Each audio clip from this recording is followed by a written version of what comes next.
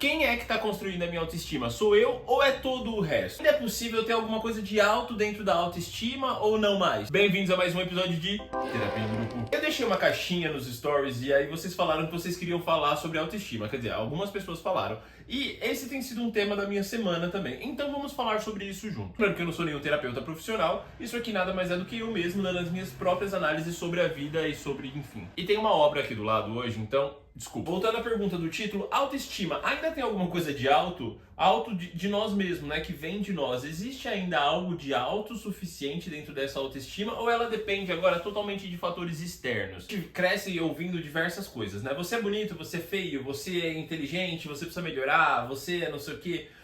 A gente recebe vários desses vocês durante a vida inteira. A gente já cresce criando um senso de autoestima que depende zero da gente e depende unicamente da validação externa. O que já mata o próprio conceito de autoestima por aí. A gente fala de autoestima, o primeiro ponto, obviamente, é a aparência. Existe um grande truque aqui. Porque a aparência hoje em dia é um patrimônio. Academia, skincare, dente, tratamento facial, tudo é muito montável. Você consegue construir a sua aparência como tal qual um patrimônio mesmo. Então era considerado beleza como um dom, uma pessoa que, nossa, você é bonito, se tornou um investimento. Então você precisa de ativos financeiros para atingir o que seria essa beleza. Se eu tivesse dinheiro infinito, quanto da minha aparência física eu mudaria? Eu deixo essa pergunta para vocês também. Se tivessem dinheiros infinitos, assim, pode gastar à vontade. Quanto da sua aparência seria realmente sua? O que restaria se eu pudesse mexer em tudo que eu quisesse? Acho que aí tá o grande pilar da nossa autoestima com relação à nossa aparência. O que a gente não mudaria de forma nenhuma, sabe? Pontos que você realmente se valoriza.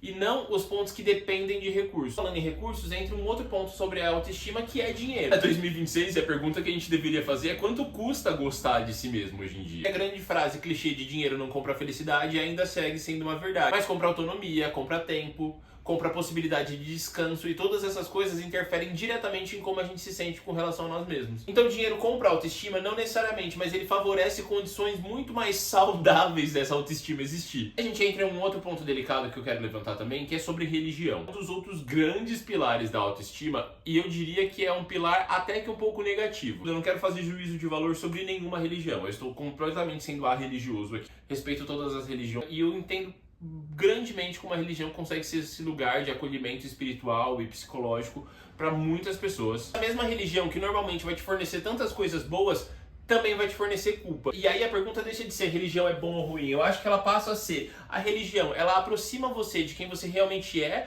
ou de quem ela idealiza que você seja. Porque a resposta 1 vai te trazer para um lugar de aceitação e a resposta 2 vai te trazer para um lugar de vergonha, de culpa sobre si mesmo. E eu falo isso muito principalmente pautado no universo LGBT, que já tem uma relação meio trunculenta com a religião como um todo, né? Porque como que você vai aprender a gostar de si quando a religião meio que pede para você pedir desculpa o tempo inteiro por você só ser quem você é? Para de ser um problema espiritual e se torna um problema de autoestima. Vocês entenderam o que eu quis dizer? Ou eu tô maluco? Visto muitos problemas assim, principalmente com amigos próximos, muito conflituosos com relação a o que a religião pede para eles serem e como eles se portarem, como eles existirem e como eles realmente se sentem com relação a eles mesmos. E aí isso gera um conflito e eventualmente uma culpa. E culpa e autoestima não se misturam muito bem. Gera um relacionamento muito complicado entre desejos e quem você quer ser identitariamente, sabe, na sua cabeça, sobre quem você deveria ser e sobre quem você de fato consegue ser. Além da religião, que também é um fator externo dessa autoestima, é relacionamento. Muita gente, e eu digo isso até por mim mesmo, depende muito da aceitação de um outro, de um relacionamento, da validação de uma outra pessoa para se sentir 100% bem consigo. Os relacionamentos, eles precisam potencializar aquilo que já existe e não necessariamente te criar faltas sobre coisas que você sente que não são suas. Hoje em dia, quando eu começo a conhecer uma pessoa, eu tomo muito cuidado para essa pessoa conhecer de fato quem eu sou. E não em criar um personagem para que essa pessoa venha a gostar de mim, sabe? Porque a pessoa vai se apaixonar por uma imagem que nunca existiu. Acho que o principal conceito de autoestima é quanto mais a gente se aproxima do que a gente é em essência e não no que a gente pode vir a ser. O que a gente de fato é. E você precisar estar com uma pessoa para você se sentir bem traz a pergunta: quanto da minha autoestima é terceirizada? Depende da validação de uma outra pessoa estando comigo ali falando: ah, isso tá legal, ah, nossa, que roupa bonita, ah, como você tá bonito hoje. Uma grande validação externa que eu acho que aqui já mexe mais com uma questão de identidade pessoal, mais pro interno e compete até a gente trazer isso para um outro episódio depois, é o trabalho. Saindo com alguns amigos e quando eu falo sobre outras pessoas que eu tô conhecendo, a primeira pergunta que é feita sobre essa pessoa que eu tô conhecendo nunca é: Ai, quem é a pessoa? É o que ela faz. Então a gente deixa de ser o que nós somos e a gente passou meio que a ser nosso trabalho. Vocês já perceberam que maluquice que é isso? O nosso valor começou a ser pautado enquanto a gente produz para a sociedade, cria, quanto a gente trabalha, quanto a gente se esforça. E se amanhã o trabalho desaparece, sobra o quê? Eu acho que a galera mais jovem tá até tendo uma relação mais tranquila com relação ao trabalho hoje em dia, o que pode ser bom e ruim, mas pelo menos dentro do meu ciclo social ali, eu e os meus amigos e algumas pessoas que eu conheço,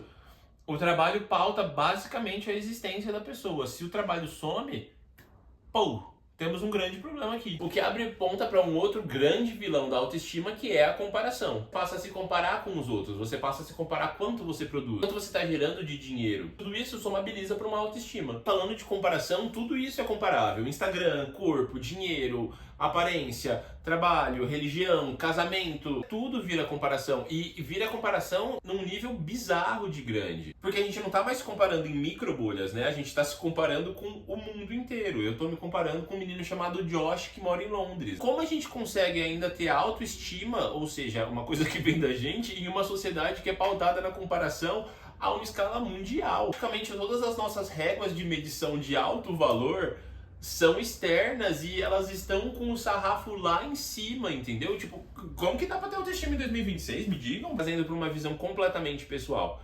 Eu acredito que eu tenho uma autoestima bem da ok, mas porque eu fui abdicando de diversos fatores, principalmente de comparação. Acho que eu fui me desprendendo de muitos fatores de idealização e de comparação. Enfim, eu não sou uma rocha ainda. Tento usar métricas de comparação gentis com quem eu posso ser no momento, entendeu? Tipo, tá, eu tô produzindo isso aqui, eu tô gerando isso aqui, mas de qual cenário que eu parti? Quais foram as ferramentas que eu tive disponíveis pra fazer isso? Pra ficar com essa aparência? Pra ter determinada casa? Pra ter determinadas posses? Pra ter tanto de dinheiro? Quais foram as ferramentas que me foram apresentadas para que eu conseguisse construir isso? Então, voltando para a pergunta central do episódio, que é quanto dessa autoestima é nossa mesmo, né? Ela vem de dentro e não é gerenciada pelos outros. Eu diria que hoje em dia nossa autoestima é muito gerenciada pelos outros. Eu até devolvo uma outra pergunta. Será que em algum momento da sociedade ela já foi autoestima mesmo, sabe? Ela já foi sobre a gente, sobre como a gente se sente, ou ela sempre foi de certa forma moldada pelo outro? Dito isso, então em que lugar a gente está aprendendo a medir nosso próprio valor, sabe? Que é isso, eu acho que a gente tem que aprender a medir nosso valor mais pautado sobre as nossas próprias ferramentas. A gente tem que ver dinheiro, fama, relacionamentos, religião, mais como espelhos para como a gente mede essa nossa autoestima, do que para de fato fatores decisivos. E eu falo isso tendo a plena ciência de que esse é um exercício dificílimo, né? Pelo amor de Deus, como que faz isso? Eu acho que é isso, gente. Em que lugar a gente aprendeu a medir nosso próprio valor?